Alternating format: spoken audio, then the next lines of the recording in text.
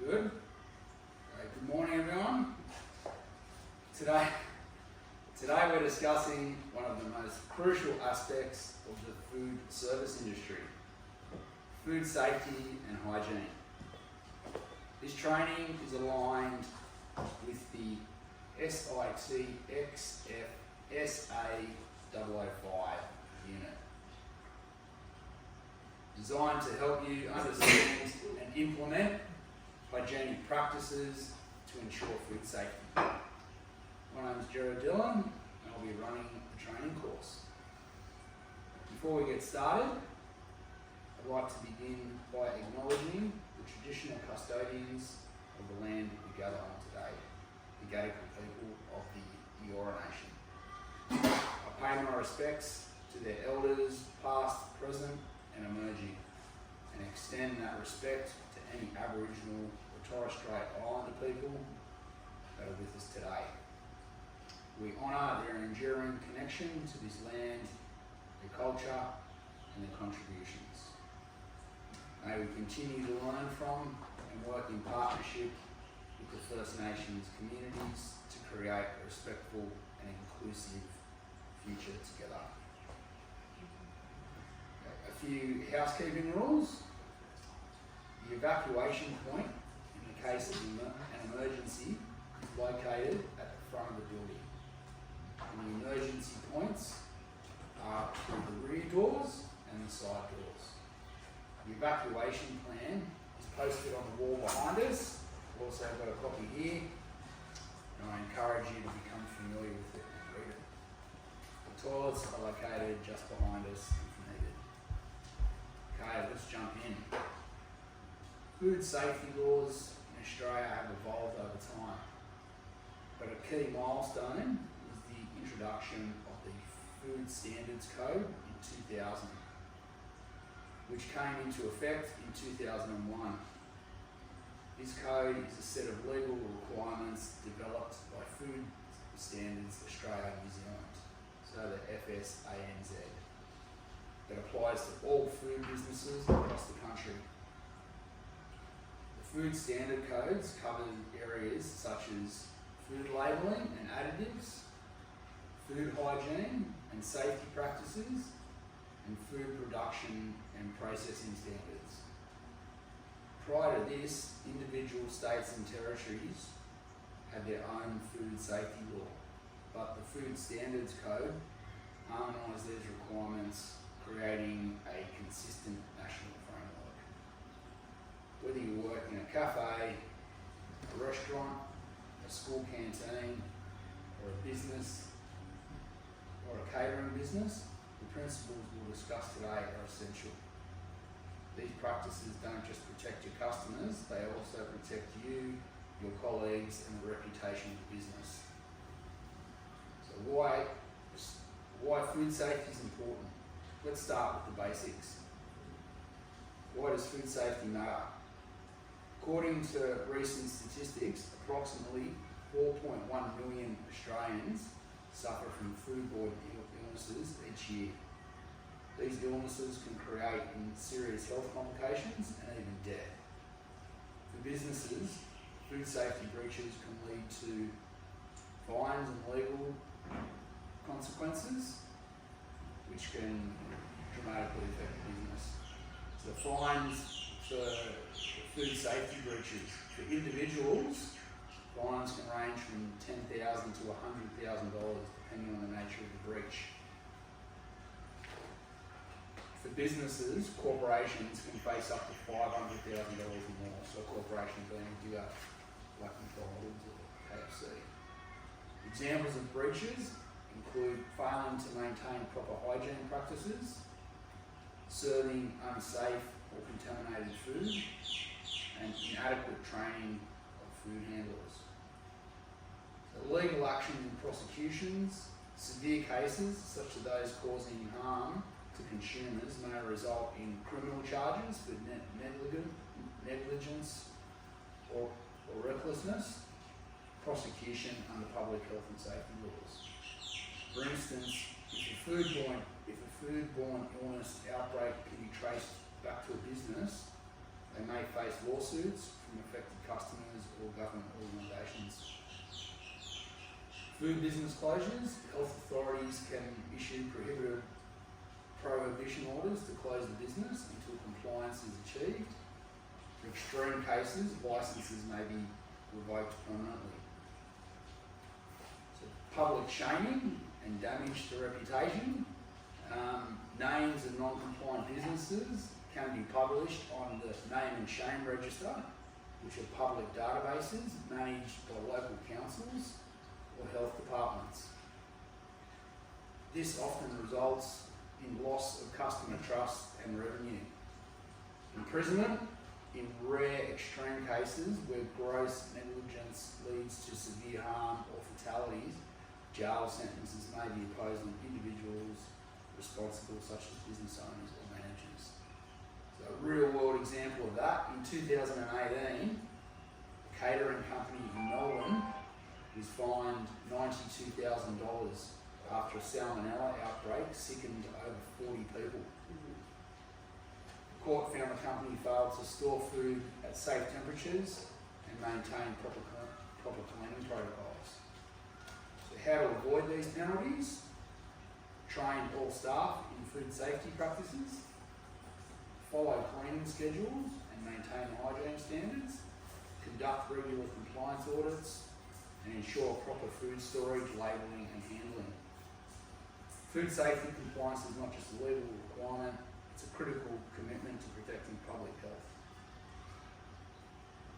So objectives of this session. Well, at the end of this session, you will understand food safety hazards and how to identify them, learn personal hygiene practices, explore proper food storage, handling and cleaning methods, and understanding a legal responsibility under Australian food standards.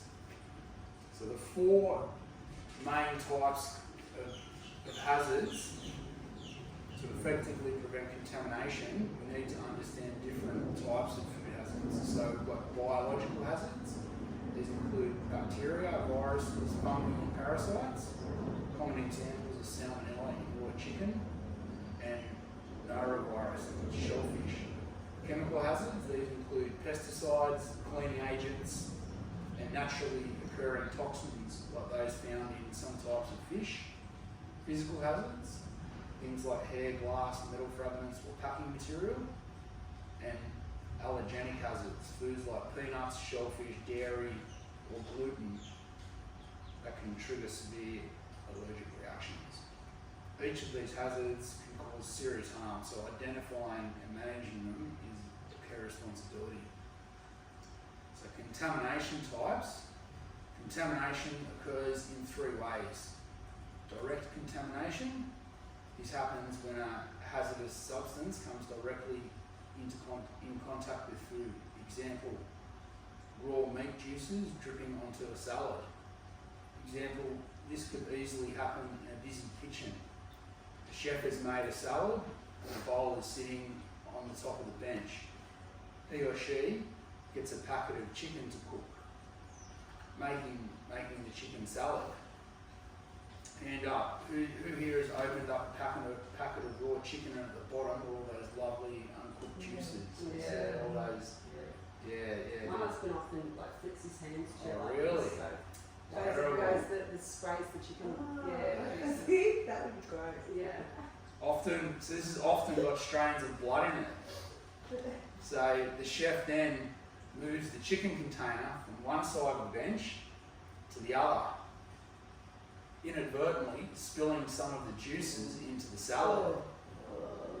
Okay, the salad has already been seasoned with lemon, salt and oil, so it already has a strong seasoning on it, and the chicken juices just mix in with the dressing. Ugh. The chef didn't notice the juices spilling onto the salad.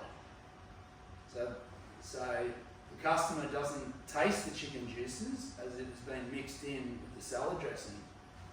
And there you have a common mistake or accident in the kitchen that will have the possibility of giving someone salmonella. Who here has ever had salmonella poisoning? I luckily haven't. It's pretty nasty.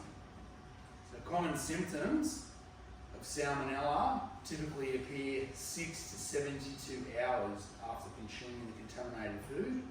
These include diarrhea, often severe and watery, abdominal cramps, nausea and vomiting, fever and chills, headaches, muscle aches, fatigue and dehydration.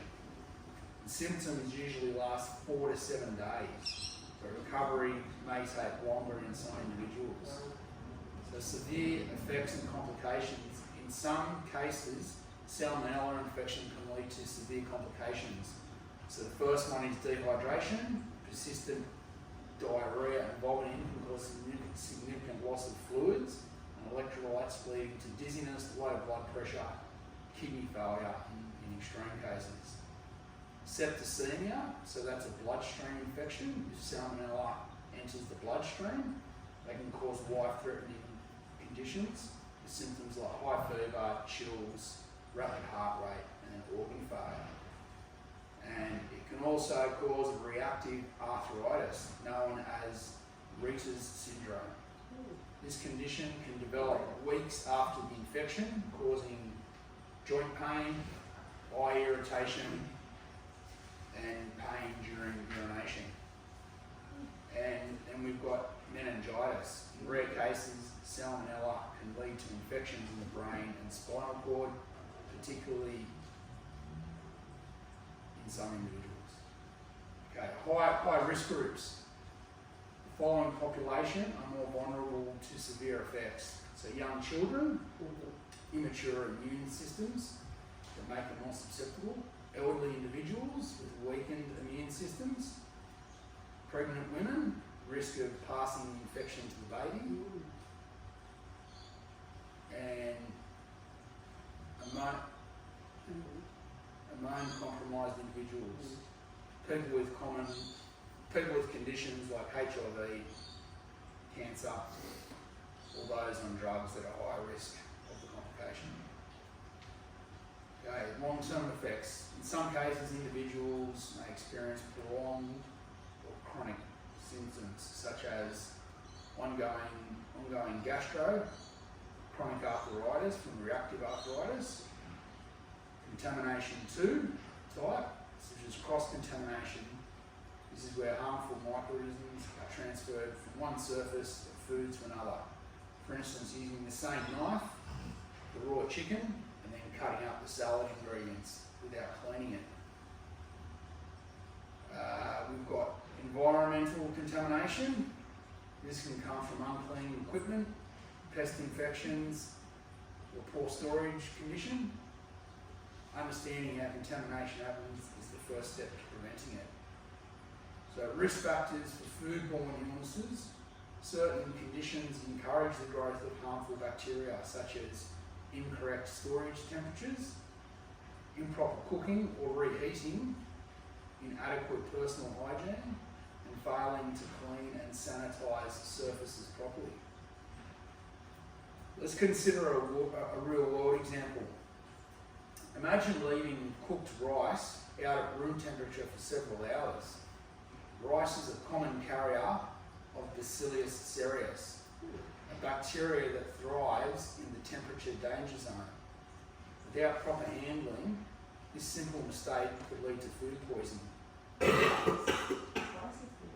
Here are the key food safety rules to follow when handling cooked rice. You've got to cook it properly. Ensure the rice is cooked to a temperature at least 75 degrees to kill harmful bacteria. We need to cool it quickly. Do not leave cooked rice at room temperature for more than 2 hours. We have to cool the rice quickly by spreading it in thinly on a tray and placing it in shallow containers for refrigeration. Safe storage. Store cooked rice in the refrigerator at or below 5 degrees and use it within 1 to 2 days for optimal safety. And we need to reheat it thoroughly. Reheat rice to at least 75 degrees before serving. Only reheat once. Discard any leftover reheated rice, so we can't heat it and put it back in the fridge and eat it. Yeah. Avoid cross-contamination. Use clean utensils and storage containers. Wash hands before handling rice. And cleaned out, discard it. So if rice has been left out for more than 2 hours or smells, just throw it out. Following these rules minimise the risk of foodborne illnesses. Personal hygiene for food handling. Okay, so why personal hygiene matters? Well, personal hygiene is the first line of defence against contamination. Bacteria and viruses are naturally present on our skin, hair and our respiratory system. Without proper hygiene practices, we risk transferring these to the food we handle. For example, did you know that a single sneeze can release up to 100,000 droplets, spreading bacteria and viruses up to 8 metres away? This is why covering your mouth and washing your hands immediately afterwards is crucial. Key personal hygiene practices. To minimise risks, always wash your hands thoroughly with soap and warm water for at least 20 seconds. This should be done before handling food and using the restroom and after touching your face or phone. Now I know this is a presentation on food safety. However, I thought I'd just explain in more detail the dangers of phones and food safety, as they are such a large part of our lives. Phones are often a breeding ground for bacteria due to frequent handling and proximity to faces, hands, and various surfaces. Common bacteria found on phones include, this is a big word, Staphylococcus aureus, often transferred from hands or skin, can cause skin infections, food poisoning, or more severe infections in vulnerable individuals. E. coli, commonly transferred from fecal contamination. For example, not washing your hands after using the toilet. Some strains can cause gastro issues. Streptococcus, linked to respiratory droplets or saliva, can cause sore throats, skin infections, or other illnesses. And another one, Medonis organosus, found in moist environments, may be present if the phone has come in contact with water or dirty surfaces. Can cause infections in people with weakened immune systems. So they're just some of the bacteria that come off the phones. We don't realise how dirty they are. So preventing bacteria build up on phones. Regularly clean phones with alcohol-based wipes or a microfiber cloth with a disinfect solution. Wash hands frequently and avoid using phones in the bathroom. So I know we all like to, but don't bring your phone in the bathroom. Never taken my phone into the toilet. Avoid placing phones on dirty or public surfaces. For practicing good hygiene and cleaning routines, you can significantly reduce bacterial contamination on your phone. Keep fingernails clean and short. Avoid wearing nail polish or artificial nails, as they can harbour bacteria. Wear clean clothing and appropriate protective gear, such as aprons, hairnets and gloves. Oh no, sorry, we've gone on to the food preparation. Yes. So, okay. Yeah, this was all in that. So we're moving back to hand washing. Let's walk through the proper hand washing technique. So we need to wet your hands with warm running water.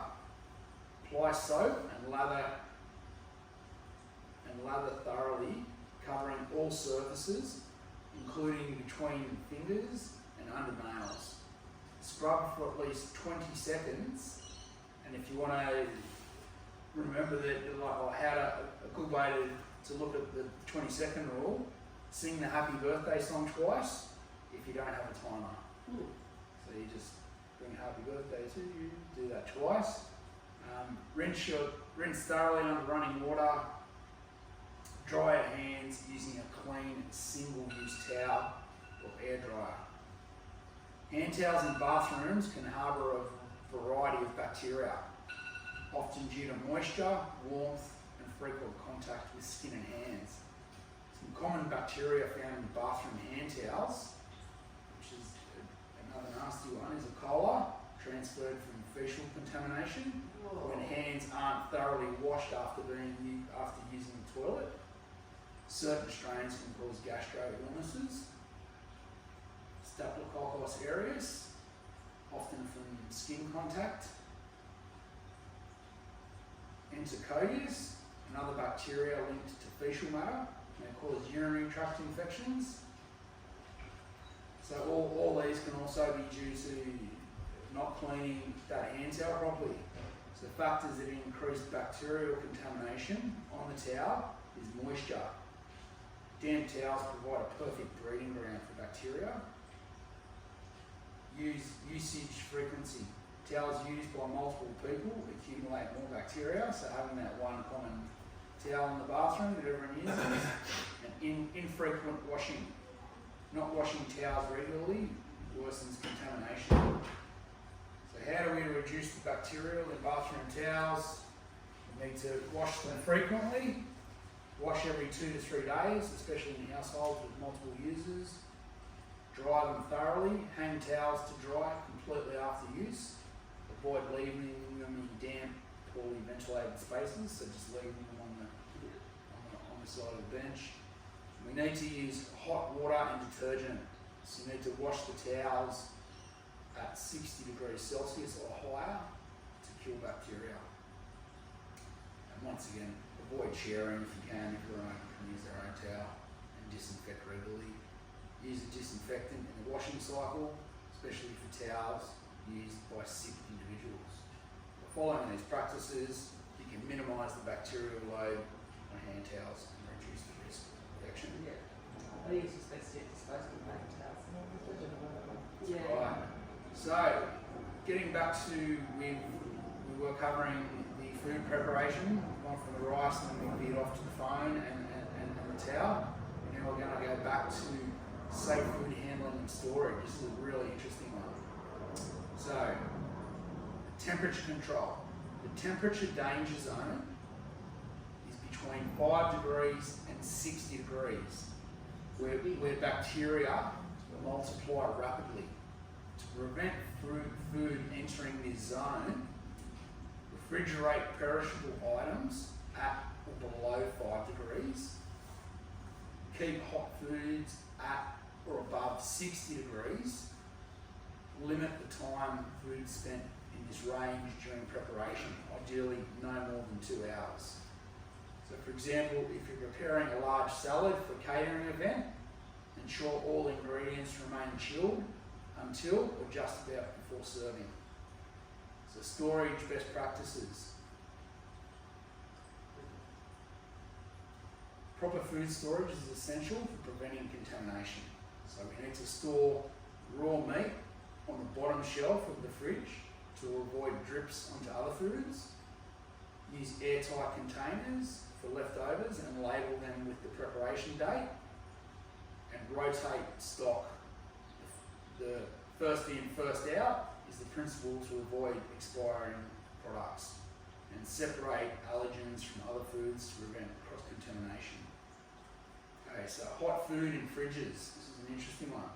Putting hot food directly into the fridge can lead to several potential dangers and issues. First one, it can raise the temperature inside the fridge. So hot food raises the overall temperature inside the fridge. This can push other foods into the danger zone if it's going to raise the fridge temperature above 5 degrees, promoting bacterial growth. Uneven cooling. Large portions of hot food, especially in deep containers, may cool unevenly. The centre can remain warm for hours, allowing bacteria to multiply. Condensation of moisture build-up. Hot food releases steam, increasing humidity in the fridge. Excess moisture can encourage mould growth and spoil other foods. And it's also energy consumption on the fridge because it's working harder. So best practices for cooling hot food before refrigerating. We need to cool it quickly. So use a shallow container to increase surface area and cool food faster. divide portions into smaller batches. And we can use ice baths. So place the container of hot food in an ice bath and stir cool rapidly. And refrigerate once it's cool. So once food has cooled to room temperature, around 20 degrees, or slightly above, 1 to 2 hours, refrigerate it promptly. By following these precautions, you can safely store food, preventing bacterial growth and also your fridge's efficiency. So handling ready-to-eat foods. Ready-to-eat foods like salads or sandwiches require extra care because they aren't cooked before consumption. So we always use gloves, avoid bare hand contact, and always store them separately with raw ingredients. So cleaning and sanitising practices. Cleaning removes dirt and food particles, while sanitising kills harmful microorganisms. Both are necessary steps for food safety. So we've got a cleaning schedule. Implement a cleaning schedule that covers high contact surfaces, for example cutting boards and knives after every use, floors, walls and equipment on a daily basis, and deep cleaning tasks such as grease traps on a weekly or monthly basis. Consistency and proper record keeping are essential. Okay, so some common mistakes to avoid. Using dirty cloths for cleaning, which can spread bacteria, failing to use the correct concentration of sanitizer, and neglecting hard to reach areas like behind appliances. Okay, monitoring compliance. This includes maintaining temperature logs for stored equipment, checking that cleaning schedules are completed, and conducting large inspections on food preparation areas. And legal compliance. In Australia, food businesses must comply with food standard codes or Food Standards Australia, New Zealand. You can visit the website foodstandards.gov.au, which is a readily easy website to navigate, and it'll give you some very useful information. Key requirements include adequate facilities for cleaning and hand washing, proper food storage, and ensuring all food handlers are trained in hygiene and safety. Non-compliance can result in fines, closure, or legal action. So it's crucial to stay informed and vigilant. Okay, so today we've covered the fundamentals of food safety, including identifying and managing food hazards, personal hygiene practices, safe food handling and storage, and effective cleaning and monitoring.